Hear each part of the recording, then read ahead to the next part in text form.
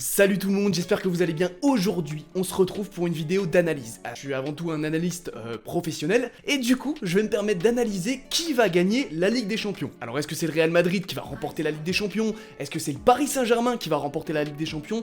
Tout ça, on en a rien à foutre aujourd'hui, parce qu'on va évidemment parler de la Ligue des Champions dans le volley, même si entre nous, c'est le Real qui va gagner. Mais si vous avez cliqué sur la vidéo en pensant qu'on allait parler de la Ligue des Champions dans le foot, restez parce que de 1, je vais vous convaincre que le volley c'est un sport incroyable, et de 2, venez me voir en live le 1er mai commenter la finale de la Ligue des Champions de volley, pas de foot, vous allez voir que ça va être incroyable. Par contre, je suis incapable de vous donner un horaire. Dans la vidéo qui sort la semaine prochaine, c'était 17h normalement, ensuite le match là actuellement il a été décalé à 20h30, on dirait que les mecs qui bossent pour choisir un horaire, ils ont rien d'autre à foutre de la journée que de changer les horaires tout le temps, mais bref, pour l'instant ce sera 20h30 le live le 1er mai sur Twitch, le volleyeur français, vous avez le lien de toute façon dans la description, mais ça changera peut-être au niveau de l'horaire. Alors qui de Zaxa ou de Trentino va remporter la Ligue des Champions? C'est ce qu'on va voir tout de suite dans ce premier épisode d'Hashtag Analyse.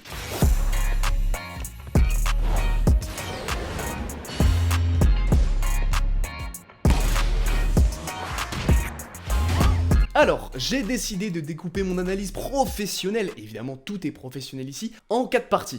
Premièrement, on va parler de la composition des équipes, deuxièmement, on va parler du coach, troisièmement, on va parler de la saison qu'a effectué les deux clubs, et quatrièmement, on va parler de l'histoire du club.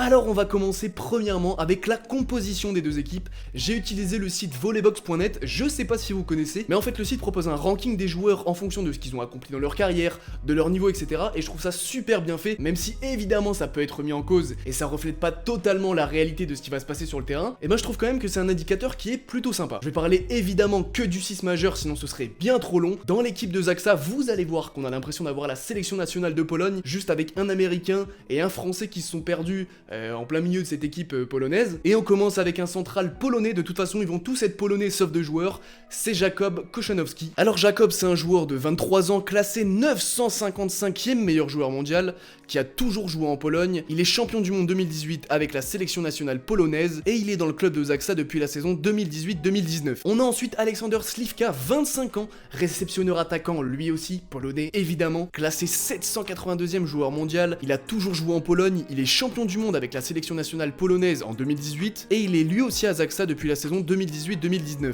On passe maintenant à la passe, ça c'est un beau jeu de mots, hein.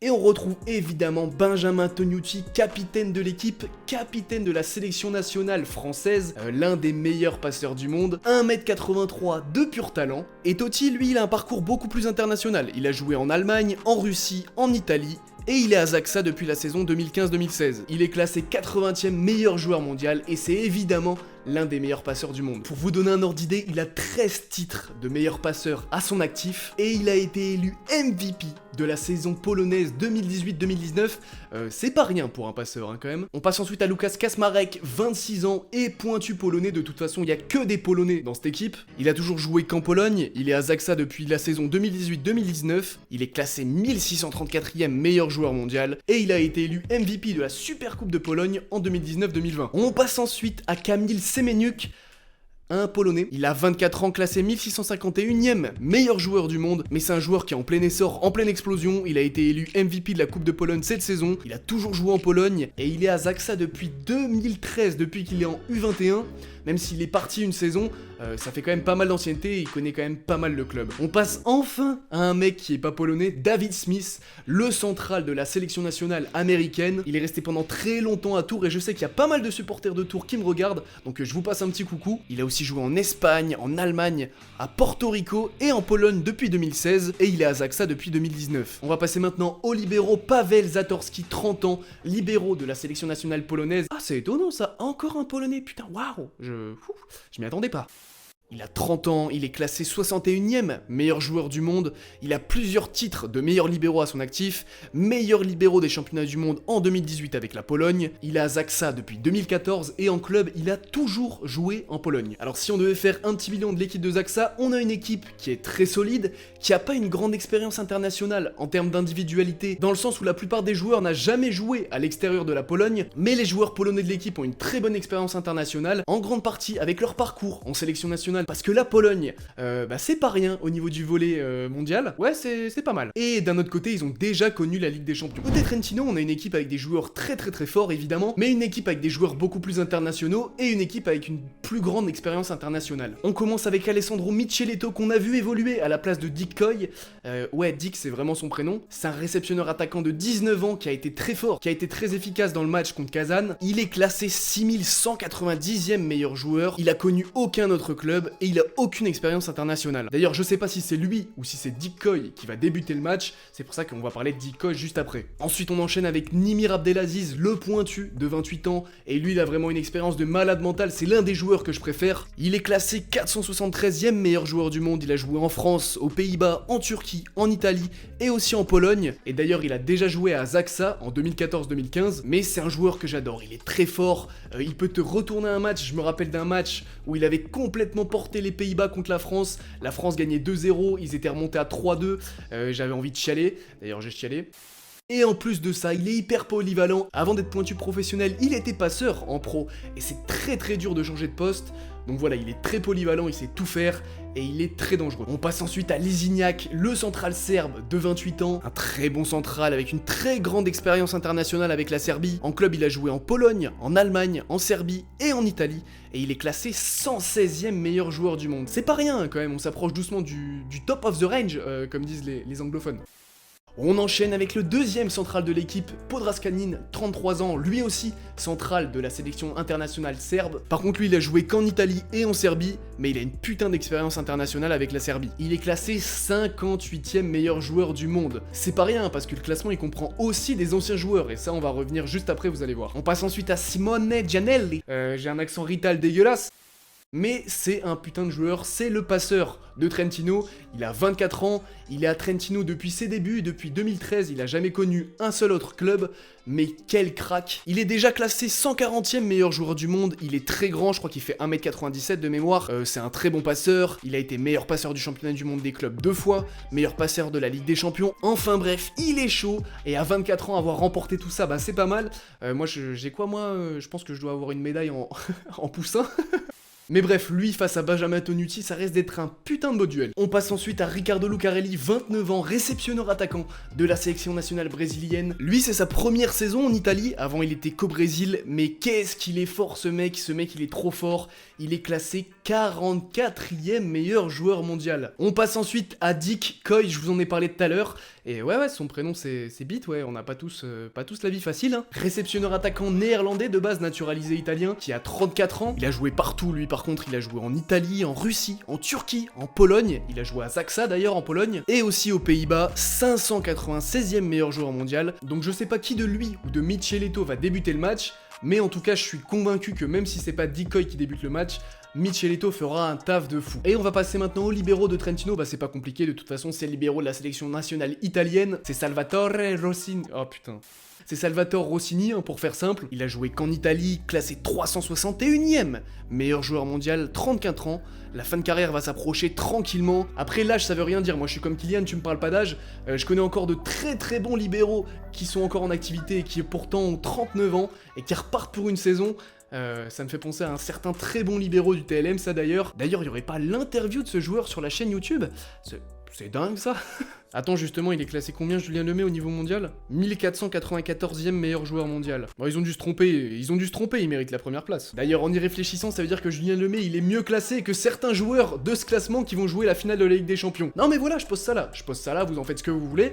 Si on devait faire une moyenne du rang et de l'âge de chaque joueur qui compose les deux équipes, on aurait pour Zaksa 28 ans d'âge moyen avec un classement mondial à 766, et pour Trentino 30 ans d'âge moyen avec un classement moyen à 255 si on prend pas en compte Micheletto. Alors pour le bilan des deux équipes, côté Trentino on a en moyenne des joueurs avec beaucoup plus d'expérience. Alors qu'on soit clair, des deux côtés les joueurs sont de classe mondiale, mais c'est un peu plus le cas côté Trentino. En plus de ça, les joueurs ont en général une expérience internationale beaucoup plus grande. Après, la quasi-intégralité de l'équipe de Zaksa est polonaise, et je me dis que dans les moments de difficulté, la cohésion avec la langue natale, ça peut ressurgir, mais pour moi c'est clair, au niveau de la composition des équipes, le point va clairement à Trentino.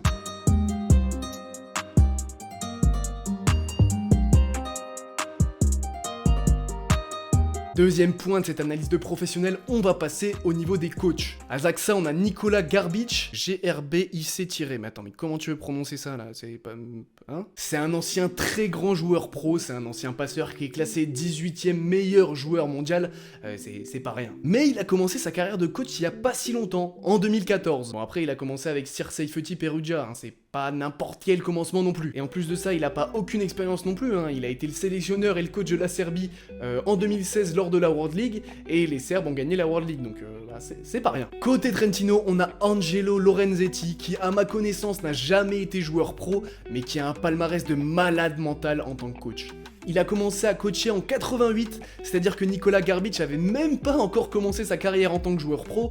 C'est pour vous dire à quel point ça fait longtemps qu'il est dans le coaching, Angelo. Et évidemment, il a pas commencé tout de suite avec des grosses équipes, mais il est passé par de très grosses équipes, il est passé par Modène, et il était très apprécié d'Erwin Ngapet, c'est pas rien.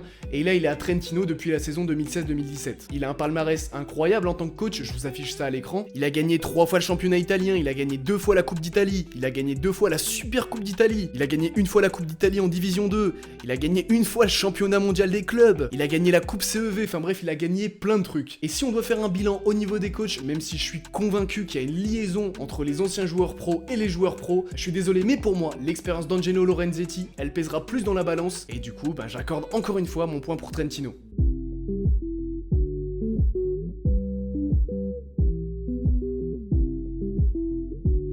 On passe désormais au troisième critère de mon analyse, c'est mon analyse sur la saison. Je viens de donner mon point pour le coaching à Angelo Lorenzetti, mais est-ce que ça veut dire que Nikola Garbic a fait une saison dégueulasse? Loin de là, il a fait une saison malade mentale avec Zaksa. Avec Zaksa, il a été vainqueur de la saison régulière de la Ligue polonaise, vainqueur de la Coupe de Pologne, vainqueur de la Super Coupe de Pologne et deuxième de la saison polonaise après du coup les playoffs. Ils auraient pu finir à la première place, mais ils sont tombés contre une équipe d'un autre joueur français, un certain Yacine Louati. Mais ça enlève rien à leur saison qui a été incroyable. Côté Trentino, c'est un peu moins bien. Ils ont fini 3ème en Coupe d'Italie, 3ème en Super Coupe d'Italie, ils ont fini 3ème de la saison italienne régulière, et en play-off, ils sont tombés contre l'UB Civitanova en demi-finale. Conclusion pour Trentino, ils ont encore rien remporté, ils doivent avoir les crocs de ouf. Ils la veulent cette Ligue des Champions, mais en observant objectivement les saisons des deux clubs, je suis obligé de donner mon point à Zaksa, même si le championnat polonais et le championnat italien, c'est des championnats qui sont différents.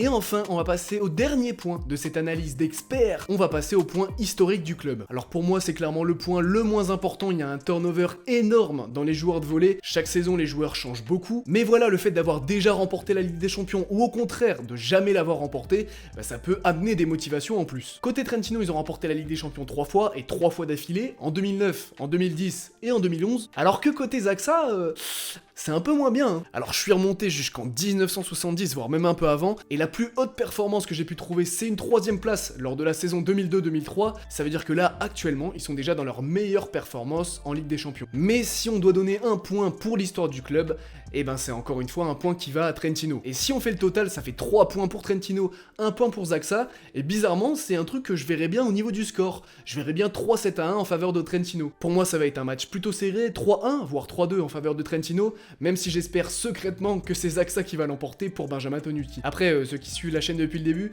vous savez que les paris sportifs, ça ne réussit pas forcément. J'ai perdu 100 balles. Merci à tous. Donc je vous conseille absolument pas de m'écouter pour parier. Bref, comme je vous l'ai dit, on va commenter la finale de la Ligue des Champions et on va la regarder ensemble en live le 1er mai sur Twitch. L'horaire, comme je vous l'ai dit, il est encore un peu incertain, je peux pas vous le donner, mais de toute façon je l'annoncerai sur mon Instagram, @levolleyeur-français. Sur mon Instagram d'ailleurs, c'est aussi l'endroit où on vous fait gagner un maillot du TLM et on donnera le résultat dans ce live là le 1er mai, je vous laisse aller voir ça. Merci énormément d'être de plus en plus nombreux à suivre les vidéos. Pour me soutenir, vous savez très bien ce que vous pouvez faire. Vous abonner, c'est super important, c'est je pense l'un des trucs le plus important. Avec le like, c'est aussi super important, le commentaire, c'est aussi super important, et le partage, c'est aussi super important. Faites tout, d'accord? Non mais en vrai, l'abonnement, c'est super important. Si vous regardez souvent la chaîne, et même si vous n'avez pas de compte, pensez à créer un petit compte, ça m'aidera énormément, vous imaginez pas à quel point, et on pourra faire des trucs de fou furieux avec le volley. Vous connaissez la musique, rendez-vous vendredi prochain, 15h pour une nouvelle vidéo. J'ai le démon parce que j'ai dû recommencer cette vidéo 2 fois, parce que j'avais oublié de lancer la caméra. C'était votre nouveau volleyeur préféré. Ciao.